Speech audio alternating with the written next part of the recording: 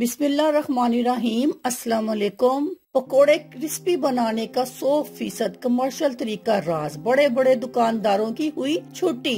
पकोड़े क्रिस्पी बनाने का आसान तरीका। इफ्तारी हो, गर्मी हो या सर्दी हो या बारिश हो, हमारे मुल्क में पकोड़े तो बनते ही हैं और पकोड़े हर घर में बनते हैं। ऐसी खवातीन जिनको ये शिकायत रहती है कि उनके पकोड़े नरम रह जाते हैं, क्रिस्पी नहीं होते, तो आज हम आपको बताएंगे कि आप अपने पकोड़ों को क्रिस्पी कैसे बना सकती हैं। टिप कुछ इस तरह से है। पकोड़ों में बेसन, धनिया, मिर्चें वगैरह तो शामिल की ही जाती हैं। अगर आप इसके साथ साथ सूजी या चावल का आटा या फिर कॉर्नफ्लोर पकोड़ों के अमेजे में शामिल करें तो पकोड़े क्रिस्पी बनेंगे। याद रहे कि आपको पकोड़ों के अमेजे में इन तीनों में से किसी एक अज्जा का ही इंतखाब करना है। इसके अलावा एक और टिप ये है कि पकोड़ों में सब्जी जो भी इस्तेमाल करें और प्याज की मिकदार ज्यादा रखें, जबकि बेसन बहुत कम और पतला रखें, तो इस तरह भी पकोड़े बहुत क्रिस्पी बनते हैं। अल्लाह हाफिज।